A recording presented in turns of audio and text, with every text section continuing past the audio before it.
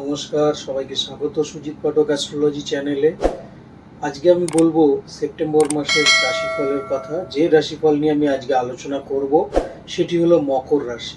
মকর রাশির জাতক জাতিকারা কি ফল পাবে তারই একটি পূর্বাভাস আমি আপনাদের সামনে রাখবো। তবে তার আগে জেনে নেব যে গ্রহগত গোচরের স্থিতি কি বলছে।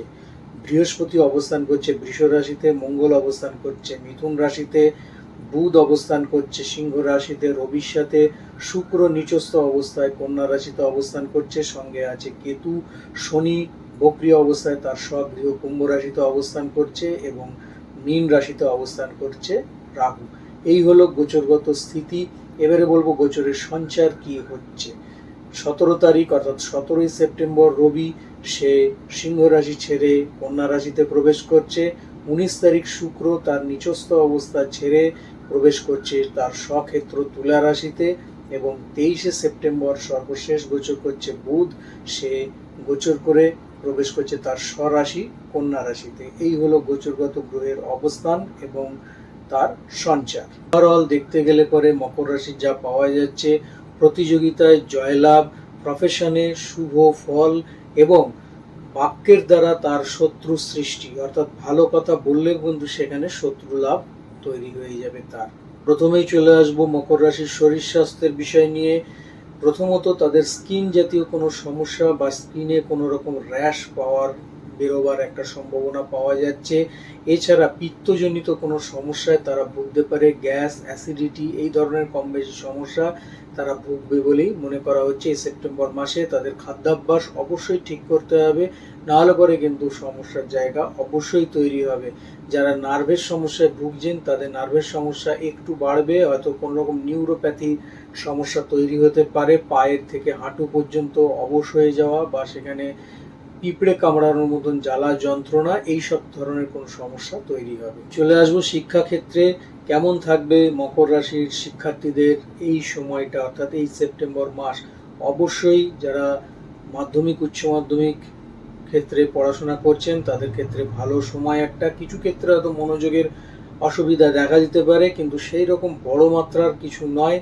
যারা উচ্চ বিদ্যার সাথে যুক্ত রয়েছে তাদের ক্ষেত্রে যথেষ্ট শুভপ্রদ। যারা ইলেকট্রিক্যাল ইঞ্জিনিয়ারিং নিয়ে পড়াশোনা করছেন, যারা ডেন্টিস্ট নিয়ে পড়াশোনা করছেন, যারা মাস কমিউনিকেশন নিয়ে পড়াশোনা করছেন, যারা বায়োটেকনোলজি নিয়ে পড়াশোনা করছেন এবং যারা হোটেল ম্যানেজমেন্ট নিয়ে পড়াশোনা করছেন তাদের ক্ষেত্রে যথেষ্ট শুভপ্রদ।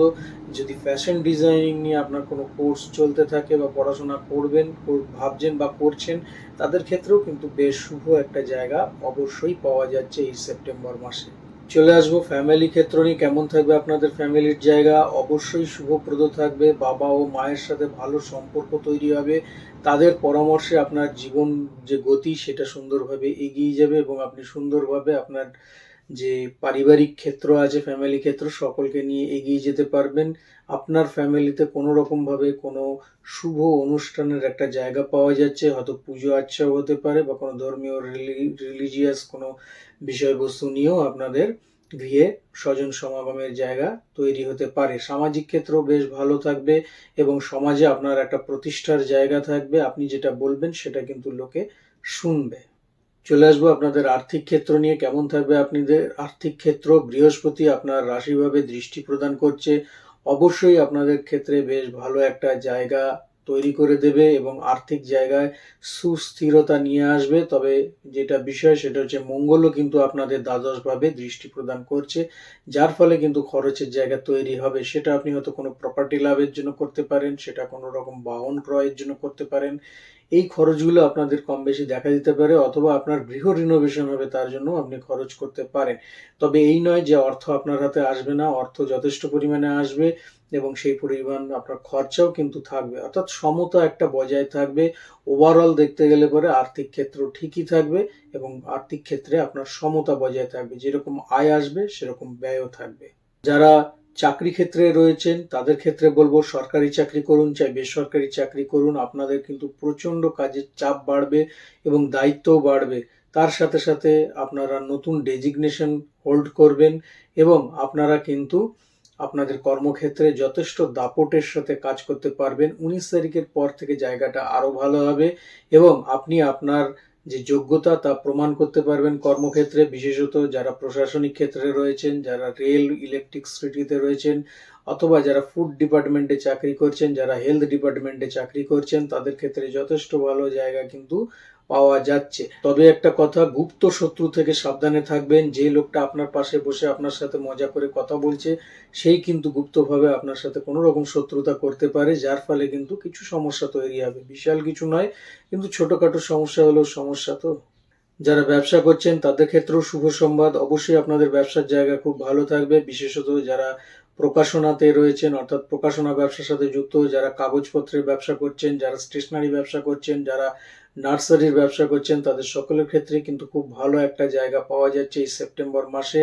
এবং 19 তারিখের পর থেকে আপনাদের ব্যবসার জায়গাটা আরো ভালো এবং আরো সুন্দর হবে। যদি আপনি কোনো নেটওয়ার্কিং ব্যবসার সাথে যুক্ত থাকেন, অথবা আপনি ট্রেডিং করেন, কিংবা রাজনীতি আপনার প্রফেশন হয়ে থাকে, খেলাধুলা নিয়ে যদি আপনি থাকেন, তাহলে পরেও কিন্তু আপনাদের ক্ষেত্রে যথেষ্ট শুভ একটা জায়গা পাওয়া যাচ্ছে। ব্যবসা ক্ষেত্রে আপনাদের সুখ সমৃদ্ধি বৃদ্ধি, এবং ব্যবসা কিন্তু আপনাদের রাজ্যের গণ্ডি ছাড়াতে পারে, ভিন রাজ্যে যেতে পারে, সেরকম ধরনের ব্যবসা আপনার বেশ শুভপ্রদ হবে। চলে আসবো আপনাদের প্রেম এবং দাম্পত্য সম্পর্ক বা দাম্পত্য জীবন নিয়ে কেমন থাকবে। প্রেম জীবন যথেষ্ট শুভপ্রদ। 19 তারিখের পর থেকে জায়গাটা আরো ভালো হবে, নতুন নতুন যোগাযোগ বাড়বে, এবং আপনার সাথে আপনার পার্টনারের যে সম্পর্কের জায়গা সেটা আরো মজবুত ও দৃঢ় হবে। এবং যারা এতদিন ধরে মানছিল না আপনাদের সম্পর্ককে, তারা সকলেই কিন্তু আপনাদের সম্পর্ককে মেনে নেবে, এবং সেটা একটা সুন্দর জায়গায় গিয়ে পরিণত হবে। যদি আপনি অলরেডি বিবাহ ক্ষেত্রে প্রবেশ করে থাকেন, দাম্পত্য জীবনে, দাম্পত্য ক্ষেত্রেও কিন্তু বেশ ভালো সময়। 19 তারিখের পর থেকে জায়গাটা খুব ভালো হবে আরো, এবং আপনাদের দুজনের মিলিত চিন্তাধারা, অর্থাৎ কনস্ট্রাকটিভ চিন্তাধারা কিন্তু আপনাদের সুখ সমৃদ্ধিকে আরো এগিয়ে নিয়ে যাবে। যারা সদ্য বিবাহ করেছেন তাদের ক্ষেত্রেও ভালো, এবং তাদের ভ্রমণের যোগও কিন্তু পাওয়া যাচ্ছে। সবশেষে বলবো, কি করলে পরে আপনারা ভালো থাকবেন, আপনাদের পরিবারকে, পরিবেশকে বেশি ভালো রাখতে পারবেন। প্রত্যেক দিন দক্ষিণাকালী স্তোত্র পাঠ করুন, দেখুন আপনার খুব ভালো হবে, এবং তাতে আপনার উইল ফোর্স বাড়বে, এবং সুন্দরভাবে আপনি প্রত্যেকটা জিনিসকে ম্যানেজ করে এগিয়ে যেতে পারবেন। তার সাথে সাথে যদি পারেন শনি মন্দিরে একটু তিল দান করবেন, সেটাও আপনার ক্ষেত্রে বেশ শুভপ্রদ। তাহলে আজকে এই পর্যন্তই।